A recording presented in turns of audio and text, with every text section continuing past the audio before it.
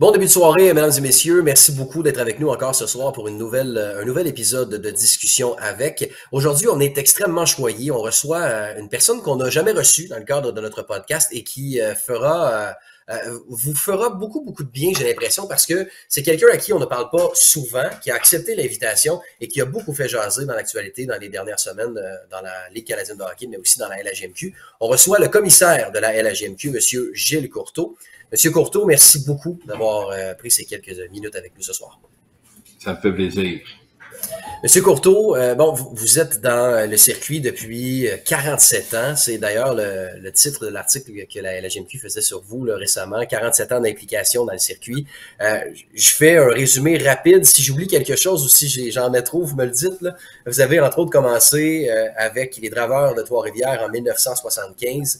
Vous avez été statisticien de la centrale administrative de la LHJMQ en 1977, directeur administratif des Remparts de Québec en 1980 et DG aussi de la formation en 1982, en plus de travailler en temps partiel pour les Nordiques de Québec dans la Ligue nationale. Ça allait bien, ça allait vite vos affaires à l'époque aussi, hein, déjà. Vous avez fait un retour par la suite au bureau de la LHJMQ comme directeur administratif. Vous avez pris le rôle de président par intérim parce qu'à l'époque, on appelait ça un président dans le circuit en 85-86 pour changer ensuite en 2000 comme commissaire du circuit jusqu'à aujourd'hui. Et si on se parle à l'heure actuelle, c'est parce que vous avez annoncé très récemment votre retraite éventuelle de votre rôle. Premièrement, laissez-nous, en mon nom personnel, mais aussi au nom de l'Océanique de Rimouski, vous féliciter pour cette magnifique carrière, M. Courteau. Merci. Très gentil. Merci.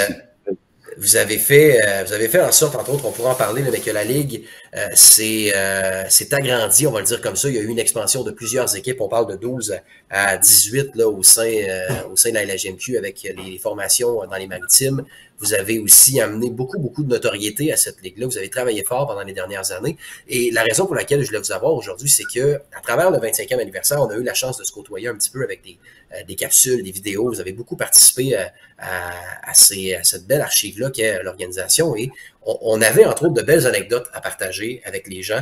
Et je voulais qu'on puisse prendre le temps aujourd'hui de faire un tour de carrière, mais aussi de ces anecdotes-là pour que nos partisans puissent en profiter.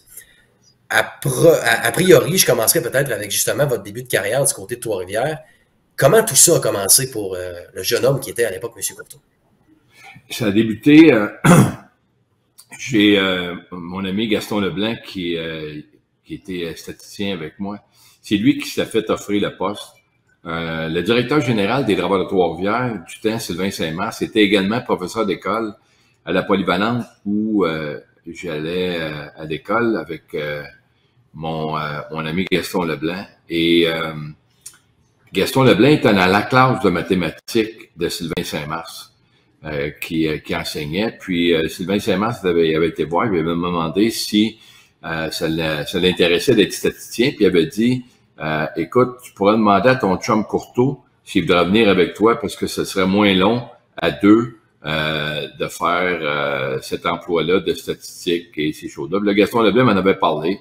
On avait été rencontrer Michel Bergeron, qui était l'entraîneur à l'époque, puis on est devenu statisticien de Draveurs de Trois-Rivières. Fait que vous avez commencé à titre de statisticien, vous avez gravi les échelons comme ça pour vous retrouver, bon, on en parlait tantôt avec entre autres la centrale de la LHJMQ, mais aussi avec les Remparts à l'époque, avec les Nordiques. C'est ça qu'on appelle monter l'échelle, une marche à la fois. Oui, effectivement, les étapes, une marche à la fois. Et ce qui m'a aidé avec ma passion pour le hockey, j'ai été entouré de gens extraordinaires. Là. On va débuter avec le directeur général Sylvain Saint-Mars. C'est lui qui m'avait mentionné que la Ligue junior majeure du Québec était pour avoir une centrale administrative permanente. Un bureau à Québec, dans l'ancien Colisée de Québec. Il m'a demandé si ça m'intéressait. Et je lui avais dit oui. C'est lui qui avait fait la lettre de recommandation. Pas la lettre de recommandation, mais la lettre que moi j'ai envoyée à M. Dumont pour obtenir le poste, l'espèce d'homme à tout faire dans le bureau de la Ligue. On était 3 personnes à ce moment-là. M. Dumont, Hélène Morancy, qui était la secrétaire du bureau de la Ligue à l'époque. Il y avait M. Dumont qui était le directeur administratif. On était les 3 employés à temps plein. À ce moment-là, tout le reste des personnes étaient des employés à temps partiel. Et quand je me suis présenté pour l'entrevue avec M. Dumont, M. Dumont avait dit j'ai reçu une belle lettre de ta part, mais la lettre que j'ai reçue, c'est pour quelqu'un qui veut prendre mon poste. Et là, il dit, je viens de commencer la centrale administrative, j'ai pas l'intention de laisser mon poste. Fait que là, il a pris la lettre devant moi, puis là, il l'a chiffonné, puis il l'a mis dans la poubelle. Fait qu'il dit, on va régler quelque chose tout de suite, là. C'est la première et dernière fois que tu me racontes une menterie, parce que c'est pas toi qui as fait la lettre. Et la deuxième, c'est j'ai besoin d'un homme à tout faire. Voici les conditions salariales. Est-ce que ça t'intéresse? Fait que là, j'avais pris le poste, puis avec lui, c'était un mentor extraordinaire. Puis avec Hélène Morancy, qui était secrétaire à l'époque, puis j'ai travaillé 3 ans au bureau de la Ligue. J'ai appris beaucoup avant de me joindre au Rempart par la suite. Ben, vous n'avez pas menti, puis il ne voulait pas que vous mentiez, mais au final, vous vous êtes quand même retrouvé au sommet du bureau de la LGMQ. Là. Non, mais ce que je veux dire, c'est qu'il savait par la teneur de la lettre que c'était pas moi qui avais écrit cette lettre-là. Là, tu sais, fait que, il était très conscient de ça. Puis il m'avait dit, j'ai reçu ta lettre, très bien, pour le poste. Puis, mais il dit, c'est pas pour me remplacer. J'ai besoin de quelqu'un qui va être un homme à tout faire dans le bureau. Puis j'avais accepté le poste à ce moment-là. Puis après ça, on a continué à évoluer, puis là, je l'ai retrouvé, M. Dumont, après, quand les Nordiques ont mis un terme aux opérations des remparts à la fin de l'année 84-85.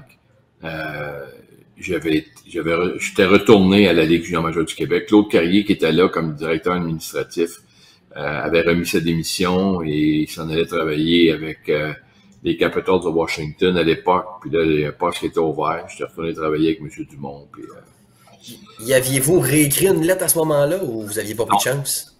Il n'avait pas écrit une lettre. Non, il n'avait pas écrit une lettre. C'est drôle parce que c'est là que M. Dumont m'avait informé qu'il s'en allait puis qu'il était intéressé à ce que je retourne travailler à la Ligue. Puis dans ce temps-là, le fait cocasse, c'est que on était dans la grosse crise de la rivalité Montréal-Québec, Nordique-Canadien et tout ça. Puis quand j'avais été contacté. La Coupe Memorial, cette année-là, était à Drummondville. Et le Canadien junior participait à la Coupe Memorial, qui était propriété du Canadien de Montréal. Et avec les Cataractes de Shawinigan, plus le représentant d'Ontario, le représentant de l'Ouest.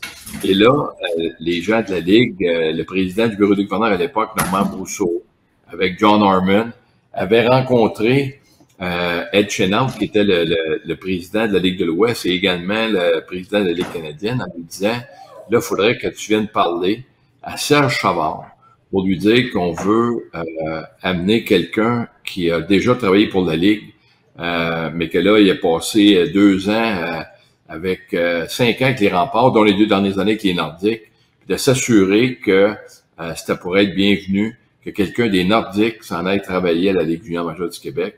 Il avait rencontré Serge Chavard. Serge Chavard dit, aucun problème avec ça, là. Je connais Gilles Courteau, puis j'ai aucun problème avec ce qu'il travaille. Parce que le Canadien avait une équipe dans la Ligue Canadien junior, les Remparts appartenaient aux Nordiques, il n'y avait plus d'équipe. Alors là, il voulait s'assurer que c'était pas pour créer une problématique. Puis c'est là, après que j'étais retourné à la Ligue junior majeure du Québec. Si on se retrouve en 85-86, là où vous avez accepté le rôle de président par intérim du circuit, comment ça s'est passé, ça? Êtes-vous en mesure d'en parler? Est-ce que c'est... comment vous avez accepté ce rôle-là? Est-ce qu'on vous a demandé, encore une fois, de prendre cet intérim-là pour la suite des choses du circuit? Non. Ce qui est arrivé, c'est que le matin de la réunion, le 13 février 1986, il y a une réunion du bureau des gouverneurs. Et le président du bureau des gouverneurs reçoit une livraison spéciale. Et c'est la lettre de démission du docteur Guy Morissette, qui, à l'époque, les présidents de la Ligue n'étaient pas des personnes qui étaient à temps plein. C'était des personnes qui occupaient ce poste-là à temps partiel. C'était des gens qui étaient davantage des personnes qui représentaient la Ligue. Représenter la Ligue dans au niveau du social, aller faire des mises au jeu protocolaires pour la Ligue junior majeure du Québec, pour d'autres activités, et bien entendu, d'avoir à présider les réunions de la Ligue, à s'occuper des différentes réglementations administratives et tout ça. Il avait remis sa démission. Alors là, Normand Brosseau, il me dit, ben là, il y avait John Norman et moi qui étaient comme les deux personnes qui étaient associées au bureau de la Ligue. Monsieur Dumont, il était pas à cette réunion-là à ce moment-là. On était sortis de la salle de réunion.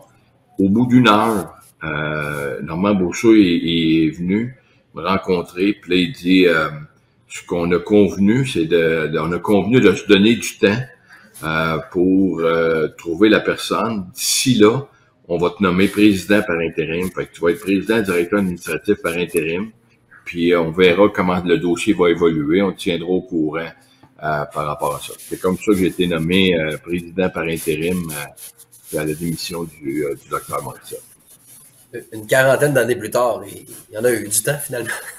Ouais, non, il y en a eu du temps, mais ce que j'avais apprécié, c'est au mois de juin 86, quand il y avait eu la sélection de la Ligue nationale, les gens, le comité exécutif m'avait convoqué, on était dans le salon du président, dans le salon de Ronald Coré, m'avait convoqué pour me dire, écoute, on a pensé à notre affaire. Il pourrait peut-être y avoir des personnes qui peuvent être intéressantes à rencontrer pour le poste de président, mais on est unanime autour de la table qu'il n'y a pas personne que, au moment où on se parle 10 ans d'expérience, qui est dans notre bureau, dans la Ligue junior majeure du Québec. Fait que là, on est prêt à faire un bout avec toi, donner un contrat de 3 ans.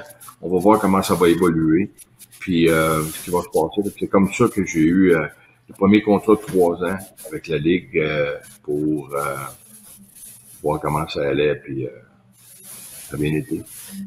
Quand on vous arrive avec ce contrat-là, M. Courteau, c'était flatteur aussi d'une certaine façon là, de dire on pourrait avoir d'autres noms intéressants, mais ce qu'on veut, c'est voir ce que tu peux nous offrir. Oui, c'est ça. Tu sais, dans le moment, eux autres, ils calculaient que 10 ans d'expérience dans la Ligue, c'était beaucoup. Il n'y avait pas personne qui avait ça et qui pouvait être disposé. Puis il y avait certainement de très bons candidats ou candidates là, qui auraient pu occuper le poste de président de la Ligue pour différentes raisons, mais ils en ont pas décidé ainsi, les gouverneurs. Puis et j'ai été effectivement flatté de ça. Puis après ça, bien, on est arrivé avec le travail qu'on a eu à faire au cours de ces années-là. Vous nous avez parlé du rôle de président parce que vous l'avez été un certain temps et par la suite, ça a changé pour le titre de commissaire. Il y a une différence entre les deux. Vous nous parlez tantôt de président et vous me direz si je me trompe, mais le président était davantage un représentant de la Ligue alors que le commissaire est un homme à temps plein, une personne à temps plein dans l'échiquier et qui doit prendre des décisions, qui est davantage impliqué finalement là, dans le processus décisionnel de la LHMQ. Ouais, le plus gros changement qui s'est effectué entre le poste de président et le poste de commissaire, c'est des pouvoirs que la nouvelle Constitution a été les pouvoirs que, par l'adoption de la nouvelle Constitution, qui ont été octroyés, qui m'ont été octroyés en étant commissaire de la Ligue junior, en devenant commissaire de la Ligue junior majeure du Québec. C'est ça qui a été le plus gros changement. Avant, il y avait beaucoup d'éléments sur lesquels tu devais revenir au bureau des gouverneurs pour une approbation sur différents points, différents projets. Mais quand c'est arrivé au niveau du poste de commissaire, puis on avait apporté une constitution qui amenait beaucoup d'éléments identiques à la Ligue nationale de hockey. D'ailleurs, à l'époque, la personne qui avait travaillé beaucoup sur le dossier de la Constitution, c'était Marcel Aubu, avec un avocat junior qui s'appelait Julien Brisebois, qui est aujourd'hui le directeur général de Tampa Bay. Et ces personnes-là qui ont travaillé beaucoup sur la mise en place d'une constitution dans la Ligue junior majeure du Québec, puis une clarification entre le volet des propriétaires d'équipe, les gouverneurs, le commissaire. C'était beaucoup plus clair sur l'autorité de chaque instance dans la Ligue junior majeure du Québec. Puis ça, c'était un changement positif, ça. Parler de changement, là, la vie, la société, tout a beaucoup changé depuis, on parle de quoi? On parle de 1975, entre autres, là, par exemple, depuis le début de votre arrivée dans le circuit. Quel a été, selon vous, le plus gros changement dans tout ce processus-là, alors que vous êtes devenu président et commissaire aujourd'hui? Moi, je vous dirais que sans rien enlever aux propriétaires qui ont été dans la Ligue, à l'origine de la Ligue en 69-70, dans les années 70, dans les années 80, sans rien leur enlever, parce qu'ils ont fait un travail extraordinaire. Je pense que le plus gros changement qu'on a apporté à la Ligue junior majeure du Québec, c'est la qualité des propriétaires qui sont dans la Ligue depuis 25 ans. C'est ça qui a été le plus gros changement qu'on a vu au niveau de la Ligue junior majeure du Québec. Et le deuxième gros changement également, c'est quand on a amené une modification dans la structure de gouverneur à propriétaire qu'on appelle membre. Là, aujourd'hui, pour que quelqu'un puisse être habilité à siéger comme membre d'une équipe de la Ligue junior majeure du Québec, il faut qu'il détienne un minimum de 5% des parts d'une équipe. Alors là, c'est complètement différent sur la façon dont les meetings sont. Tu sais, quand tu te retrouves autour de la table, puis que tu as les Jacques et Alex Tanguay, Robert Irving, Scott McCain, Erwin Simon, Jocelyn Caillé, des gens qui sont propriétaires ou actionnaires d'une équipe, mais qui comprennent le sens de la business, ce qu'on doit faire pour améliorer. Fait que quand on arrive avec, écoutez, la plus grosse différence, c'est qu'aujourd'hui, les réunions de propriétaires, c'est de 8h30 à midi. Avant, les réunions de gouverneurs, c'était de 8h30 à 16h, des fois 17h. Alors, c'est différent. Dans l'époque des gouverneurs, on a fait de très belles choses. On a fait progresser la Ligue, mais avec les propriétaires, c'est différent.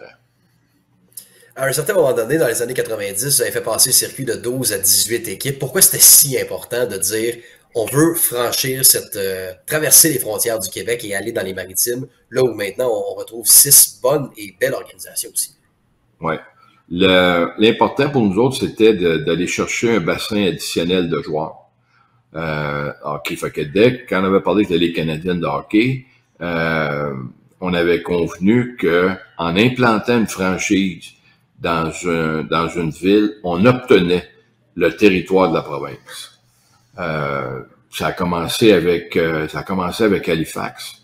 Quand j'ai eu un premier contact des représentants de la province de Rimouski, Darryl McKay, qui me dit, écoute, j'ai entendu parler que le président pourrait être intéressé à étendre la Ligue dans les maritimes. Nous autres, on aimerait ça en faire partie et être les premiers à Halifax.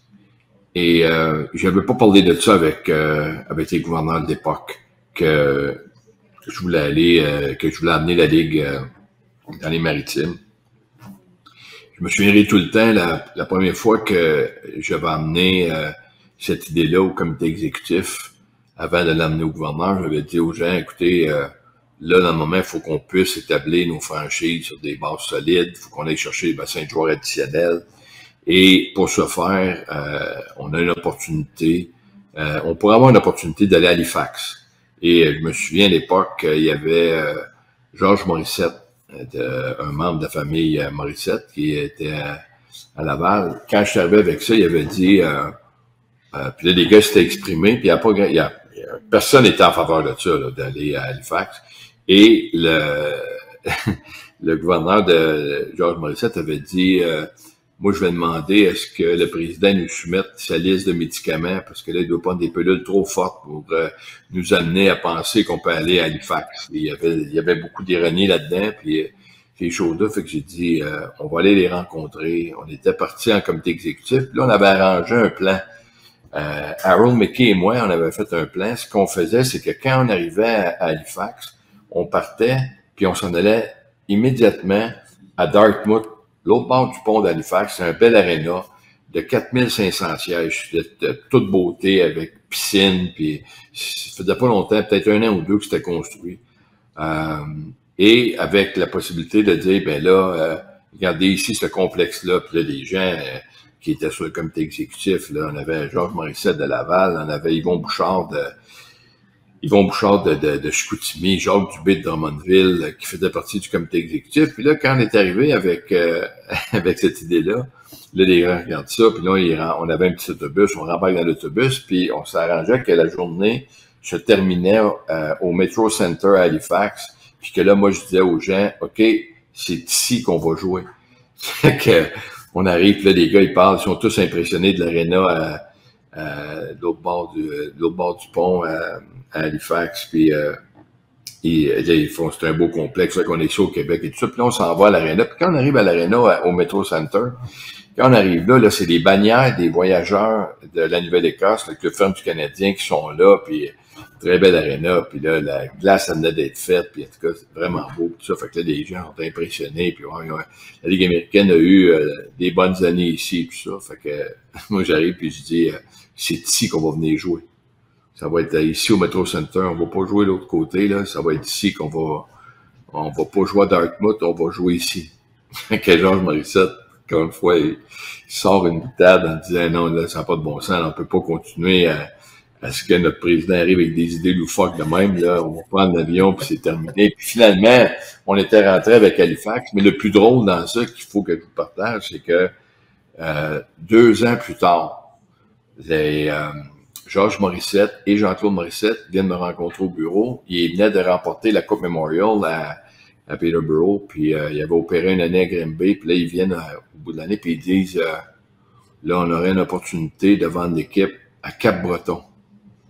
Je disais à Georges Morissette, moi, je ne demanderai pas ta liste de médicaments, je vais t'envoyer tout de suite à l'hôpital. Puis là, on avait ri avec ça. Et d'ailleurs, cette vente-là, c'était la première franchise dans la Ligue junior majeure du Québec qui s'est vendue à plus d'1 million pour aller au Cap-Breton. Et c'est Aaron McKay, qui avait parti la franchise à Halifax, qui a été l'instigateur pour trouver un groupe de gens d'affaires au Cap-Breton pour partir la franchise au Cap-Breton. Puis là, c'est comme ça que ça a déboulé. Après ça, on est allé à Moncton. On a eu un peu moins de succès avec le propriétaire. On a pris la franchise en tutelle comme ligue. Et là, j'ai opéré la ligue. On a opéré la franchise pendant pratiquement le 3/4 de la saison. Et avec une réglementation. Puis c'était à partir de là, qu'on est arrivé à penser à mettre une constitution, mais on avait une réglementation. Puis à la fin, au mois de mai, Robert Irving, qui a commencé à démontrer de l'intérêt. Et là, on se parlait, puis il pensait qu'il pouvait acheter la franchise pour $1, puis ramasser les dettes. Puis je disais non, ça fonctionne pas comme ça. Puis là, on se parlait, puis on a eu des conversations assez serrées, avec un langage de gars de hockey quand ils sont choqués, là. On avait ce langage-là, lui et moi. Puis un matin, quand je suis à Peterborough, pendant la Coupe Memorial, le téléphone sonne dans la chambre, il est 7 heures le matin. C'est lui, Robert Irving, qui me dit, ah, OK, là, premièrement, je veux m'excuser de la façon dont on s'est parlé. C'est pas dans mes habitudes de parler comme ça. Puis je réponds, ben, moi, je suis habitué un peu avec le monde de hockey, mais je comprends ça. Fait qu'il dit, écoute, je repense à ça, puis on est capable de faire un bout. Puis comprends, là, qu'acheter la franchise, puis à l'époque, ça se vendait 650 000 $. Fait qu'il dit, là, je suis intéressé à ce qu'on se rencontre. Fait que je dis, parfait, ça tombe bien. La semaine prochaine, je vais être à PIR à l'Assemblée annuelle de Hockey Canada. Fait que je dis, on pourra se rencontrer à Moncton, pas de problème. Non. On va se rencontrer aujourd'hui. Je suis à Peterborough, je le sais. Fait qu'il dit, je vais descendre à Peterborough avec mon père. Fait que moi, j'ai 3-4 gouverneurs qui sont à Peterborough pour la Coupe Memorial. Puis dans ce temps-là, il y a une loge corporative. Fait que là, je vais voir Dave Branch à l'île d'Ontario. Puis là, je dis, écoute, j'aurais besoin d'avoir la loge ce soir. Robert Irving puis son père descendent. Puis là, je pense que je peux fermer le deal de la vente de Moncton. Fait que on ferme, j'amène les gouverneurs. Puis là, on les présente à Robert Irving. Puis tout ça.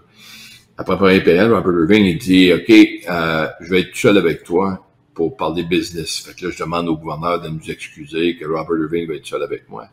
Robert Irving, il dit, OK, j'achète la franchise à 650 000 $, mais je vais verser 350 000 comptants, puis la Ligue va me financer 300 000 sur 5 ans.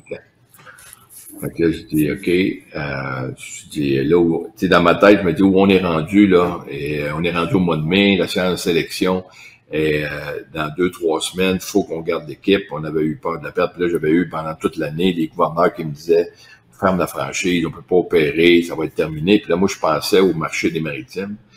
Fait qu'on a gardé la franchise. Fait que là, ça arrive comme ça, 650 000. Puis là,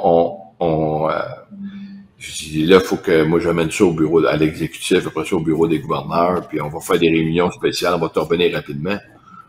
Fait que lui, il me répond, fais ce que tu as à faire, j'ai un deal avec toi. Fait que moi, je dis, OK, je comprends, là, mais j'ai dit, on va faire ça.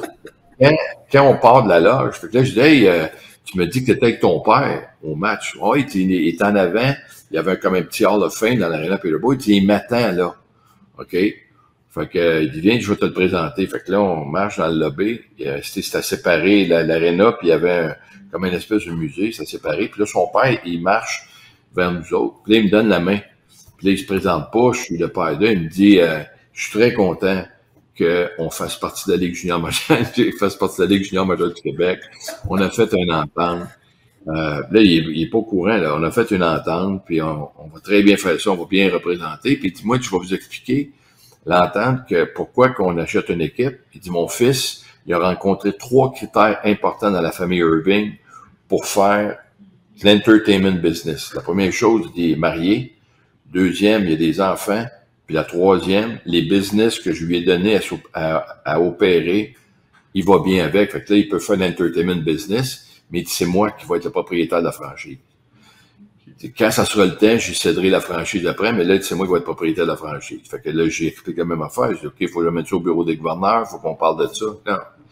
Il dit, moi, j'ai fait une petite enquête sur vous, là. Puis il dit, quand on fait un deal avec vous, là, c'est réglé. Ouais, OK, mais là, j'ai dit, on va parler au gouverneur. Fait que là, faut prendre tout le temps d'émission, là, mais quand, puis ça, c'est un moment marquant dans les livre. Quand on finit, là, je m'en vais, puis là, je convoque le comité, les gouverneurs. Puis là, je dis, on a vendu le club, puis là, je donne le deal qui est proposé. Il paye 350 000 puis on finance 300 000. Là, plusieurs gouverneurs disent, ben voyons donc, financer Robert Irving à 300 000, c'est de l'argent de poche pour lui, puis on peut pas faire ça. Puis là, notre président, il a passé une année difficile, il a travaillé fort pour garder la franchise en vie à Moncton, puis tout ça. On va aller, nous autres, rencontrer Irving à son bureau à Moncton. Fait que là, on va y expliquer que ça fonctionne pas. C'est parfait. Fait que là, on fait un meeting à Moncton. Là, on rentre dans le meeting. Là, il y a Robert Irving, c'est une immense table de conférence. Robert Irving était sur le bout, parce qu'à gauche, il y a l'avocat. Puis nous autres, on est les 5 sur le bord de la table. Puis là, j'explique puis aux gens que les gens veulent parler à Robert Irving sur le financement de 300 000. Robert Irving, il répétait toujours la même affaire. J'ai fait une entente avec votre président. On est très heureux de faire partie de la Ligue junior majeure du Québec. On a hâte que ce soit pour lui. Il répétait tout le temps la même affaire. Fait qu'à un moment donné, au bout d'une demi-heure, je dis à Robert Irving, peux-tu nous laisser tout seul? Je vais parler avec les gens. Fait que là, il nous laisse tout seul, puis on parle avec les gens. Puis là, je dis, oh, ben, écoutez, là, il changera pas d'idée. C'est leur façon de faire. On a une opportunité de rentrer Irving dans la Ligue. Il faut qu'on l'accepte. Là, les gars disent, OK, parfait. On l'a accepté. Fait que là, il revient dans la salle. Fait que là, j'ai dit, OK, c'est correct, c'est beau, on a un deal. Fait que là, il paye sur un piton, il appelle sa secrétaire, amène le lunch dans la salle, Mettons, il est 2h, 2h30 l'après-midi. Fait que là, on commence à manger. Fait qu'il dit au gars, il dit, écoutez, il dit, moi, là, il dit, à 4h, j'ai un meeting avec la ville pour négocier mon nouveau protocole d'entente, puis négocier mon protocole avec la ville. Puis là, il dit, je sais comment est-ce que les équipes au Québec ont des ententes avec le ville. Je voudrais que vous m'accompagniez au meeting, au conseil de ville à Moncton avec le maire. Fait que là, les gens sont partis de vouloir fighter avec Robert Irving pour dire ça marche pas le deal qu'on fait avec en étant des majorettes et des pompons, des cheerleaders pour à la ville pour dire on est d'accord avec qu'est-ce qu'il demande, c'est une bonne affaire, il va être un bon partner dans la ligue. Fait que ça avait été un autre tournant important pour nous autres de la Ligue junior majeure du Québec quand Robert Irving était devenu propriétaire de la franchise, puis sur la façon dont il était arrivé dans la Ligue junior majeure du Québec. Vous nous racontez cette histoire encore là, monsieur Courteau, puis ça me fait sourire parce que cette histoire-là est une histoire marquante de la LHJMQ. Puis il y en a une autre on s'en est parlé pendant le 25e anniversaire, puis vous pouvez assurément la confirmer sur nos sources d'aujourd'hui. Monsieur Irving est un bon personnage de la LHJMQ, hein? Mais Monsieur Tanguay aussi, celui qui a acheté l'équipe ici à Rimouski, et celui qui l'a implanté surtout. Pouvez-vous nous raconter l'anecdote de quand M. Tanguay a acheté la formation des Lynx de Saint-Jean? Parce qu'il vous a dit quelque chose du genre, moi j'ai acheté l'équipe, mais pas les joueurs. Effectivement, quand il fait les démarches avec le propriétaire des Lynx de Saint-Jean, qui était Léo Guy Morissette. Et là, il me parle et il me dit, OK, là, la franchise est à vendre, ça nous intéresse. Rimouski, on avait fait des matchs hors concours avant, puis tout ça. Fait que là, il conclut la vente. Et quand il conclut la vente, il m'appelle puis il me dit, bon, ben là, on a acheté l'équipe, aucun problème. Fait que nous autres, je dis, OK, parfait. Fait que là, je dis, on va travailler, on va vous envoyer la liste d'admissibilité, puis tout ce que ça comporte, la liste de ce que vous portez acquéreur. Je dis, la liste d'admissibilité de l'équipe. Ah ouais, je dis, vous avez des joueurs avec ça? Non. Moi, je veux pas de joueurs de Saint-Jean, j'en veux zéro. Pour la franchise, nous autres à Rimouski, on va avoir les talents locaux, on va avoir du monde. Marius Fortier, il va sur une équipe de recruteurs. Non, M. Tanguay, quand vous achetez un club, vous avez des joueurs avec ça. Mais voyons donc. Non, je dis, oui. Mais lui, il s'estinait dur comme fer que lui, il voulait pas avoir de joueurs. Il voulait bâtir son équipe, partir de zéro. Je dis, non, ça fonctionne pas comme ça. Vous pouvez pas faire ça. Fait que, là, il y avait le Marius Fortier qui était là. Puis là, je dis, Marius, parti, là, il achète des joueurs. Je peux pas arriver demain matin puis dire, il y a 25 joueurs des Lynx de Saint-Jean qui deviennent libres. Ils peuvent aller où ils veulent. On va les mettre dans la prochaine séance de sélection parce que l'acheteur de l'équipe, il veut pas. Non, ça fonctionne pas. Puis là, M. Tanguay, après ça, il est arrivé, puis là, il avait travaillé. Mais quand il y avait pas beaucoup de joueurs qui étaient restés de cette équipe-là, à Rimouski, il avait fait des changements, il avait libéré des joueurs, il avait échangé des joueurs, puis il avait effectivement été chercher des talents locaux. Il avait fait un gros travail là-dessus pour développer la franchise. Là, après ça, quand il est arrivé, puis il avait dit, il y a une couple de joueurs qu'on aime, mais qui sont venus de Saint-Jean pour nous autres, mais c'est important de développer le talent local, puis de développer une appartenance, ces choses-là. Il avait été très, très fort là-dessus. Mais au début, il pensait qu'il pouvait décider d'acheter le club, mais pas acheter les joueurs. C'est pas de mal ça marchait. C'est une des deux anecdotes dont je voulais qu'on parle de l'Océanique parce qu'en 2000, lors de cette grande étape, en fait, l'édition du 100e anniversaire, c'est-tu du 100e anniversaire de la LCH ou c'était du 50e de la LHMQ? C'était je pense que c'était le 100e anniversaire de la CHL. Je ne me trompe pas, là, qu'on a nommé l'édition avec, où c'était le 50 ans de la LHMQ, hein?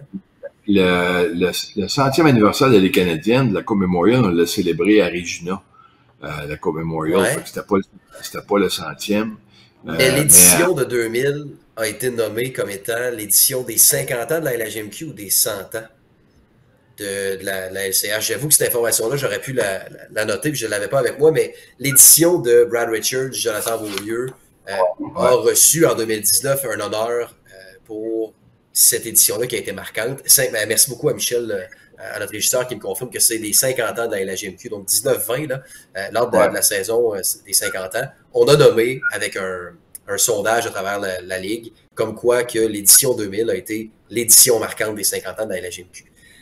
Lors de cette année-là, vous avez remis le trophée de la Coupe du Président à un certain Jonathan Beaulieu.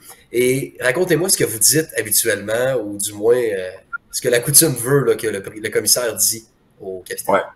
Alors, la coutume, c'est que moi, ce que je fais, c'est félicite le capitaine, très bel accomplissement de remporter la Coupe du Président.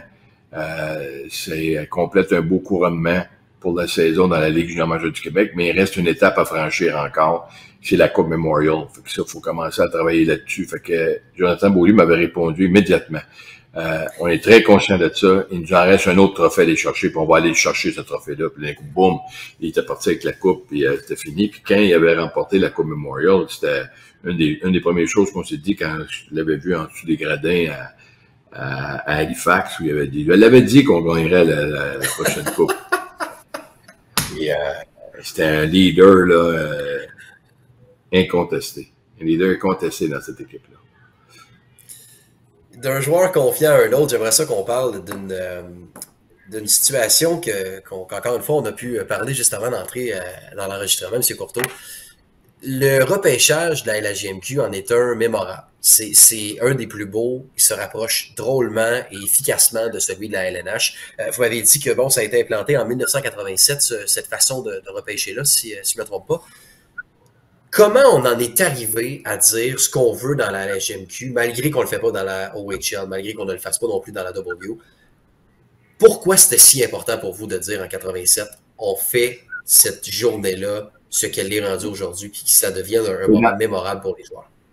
Ouais. Dans un premier temps, la Ligue de l'Ontario et la Ligue junior majeure du Québec faisaient ce genre d'événement-là en même temps. La Ligue de l'Ontario, depuis plusieurs années déjà, font plus l'événement en présentiel, font l'événement sur Internet.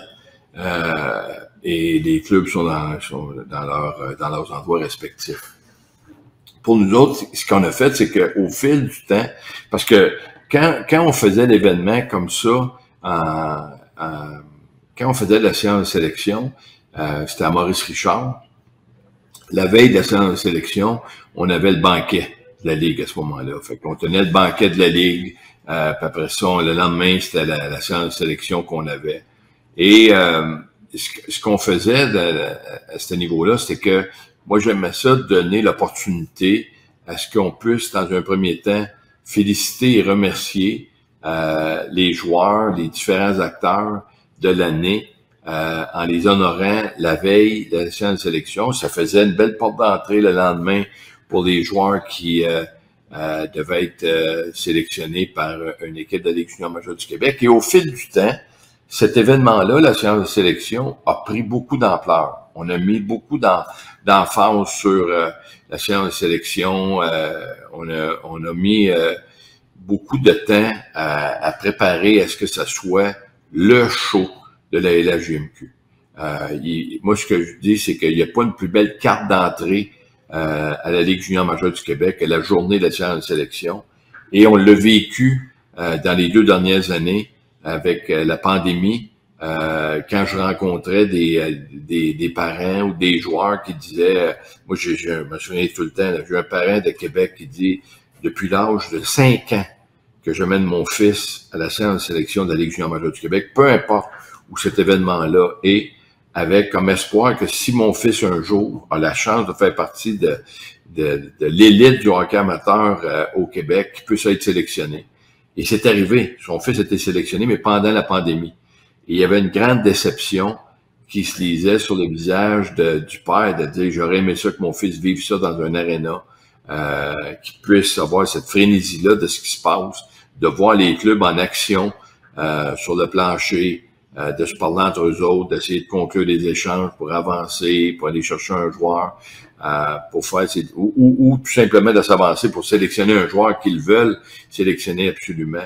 On a fait de cet événement-là le plus gros événement de la Ligue junior majeure du Québec. C'est la plus belle carte d'entrée dans la Ligue, puis ça n'a pas été... Quand je suis revenu cette année en disant aux propriétaires, on va revenir avec une séance de sélection en présentiel. Il n'y a pas personne qui était malheureux ou contre cette idée-là. Personne.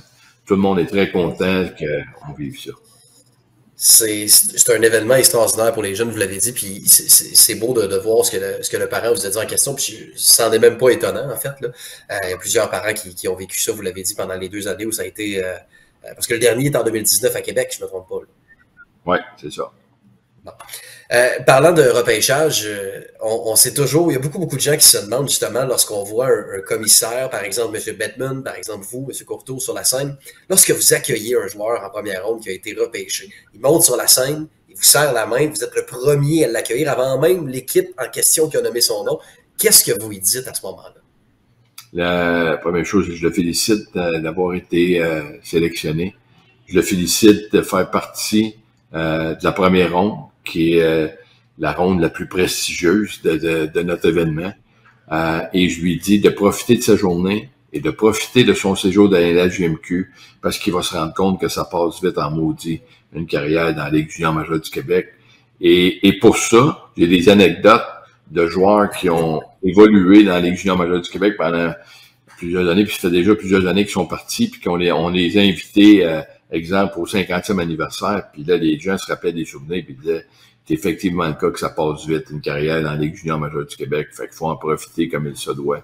Et 90-95% des joueurs, la seule chose qu'ils me disent, soit c'est merci beaucoup, ou qui parlent pas, ils font juste hausser les épaules, faire un signe de tête, ils sont tellement nerveux, ils ont les mains moites et tout ça.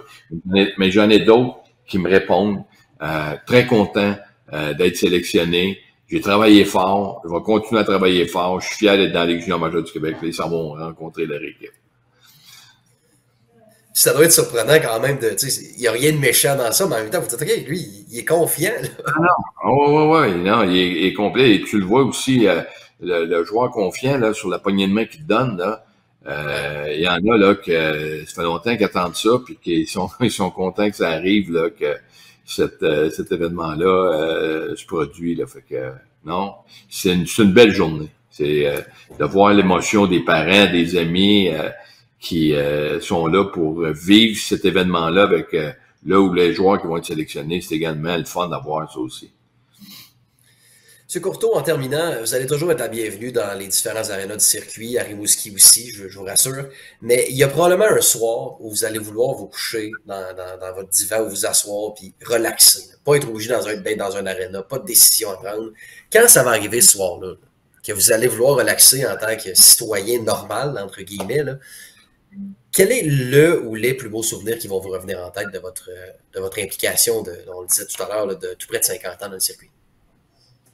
Moi, je dirais que la première conquête de la Coupe Memorial avec Grimby en 96, ça faisait longtemps qu'on n'avait pas remporté la Coupe Memorial. Ça, c'était un très beau moment pour moi personnellement, d'avoir pu vivre cet événement-là. En 97, puis l'année suivante, quand c'était Dave Brent, qui était le président de la Ligue canadienne, qui m'a demandé de l'accompagner sur la glace à Hull. Puis on l'avait présenté, c'était venu présenter la Coupe Memorial au capitaine de Hull. Et là, quand on est arrivé sur le tapis, il m'avait dit, tu vas présenter la Coupe à Hull, la Coupe Memorial. Ça avait été également un autre beau moment, une autre belle marque d'attention. Puis tu sais, dans les beaux souvenirs, les victoires de la Coupe Memorial, mais également de voir de nos joueurs sélectionnés en première ronde dans la Ligue nationale de hockey. Ce sont des beaux moments que j'oublierai jamais. De voir des gars qui ont été entraîneurs dans la Ligue junior majeure du Québec, qui ont des carrières professionnelles dans la Ligue nationale, puis qui continuent à parler de la Ligue junior majeure du Québec, parler de beaux moments, ou d'entendre des joueurs raconter leur expérience dans la Ligue. Ça, c'est des beaux moments pour moi. Puis c'est des moments qui sont gratifiants. Et quand je vois des joueurs qui disent, moi, après mon stage junior, j'ai eu l'opportunité d'aller jouer au hockey pendant 3-4 ans universitaires. J'ai profité de bénéficier de la bourse d'études de la Ligue. Aujourd'hui, je suis un médecin, un entrepreneur, quelqu'un qui bien réussi, qui est marié, 2 enfants, qui a une belle vie. Je suis content également de voir ça. Là. Ça, c'est une belle satisfaction d'avoir mis en place un beau package pour le joueur de la Ligue. Tu sais, dans le moment, moi, j'avais trois éléments importants pour le joueur de hockey. Le premier, c'est de lui donner tous les outils nécessaires et l'encadrement prévu pour qu'il se développe à son maximum comme joueur de hockey pour avoir le plus d'opportunités de faire une carrière professionnelle, peu importe le niveau, en Amérique du Nord ou en Europe. La deuxième chose, c'est d'en faire un bon étudiant. Et le troisième, d'en faire un très bon citoyen. C'est les trois éléments que je m'étais donné pour assurer un encadrement du joueur de hockey. J'ai été chanceux de pouvoir bénéficier de gens de qualité dans chacune des organisations qui ont permis à ces 3 objectifs-là de se réaliser parce qu'on avait des gens de qualité, ils s'entouraient de gens de qualité. Ça part du propriétaire, puis ça descend jusqu'au préposé à l'équipement. Ça va jusqu'à tout le personnel d'un bureau administratif. C'est ça que ça fait que quand tu vas à un match puis qu'il y a de l'émotion dans les estrades, il y a du support à l'équipe locale, des joueurs qui vivent des belles expériences.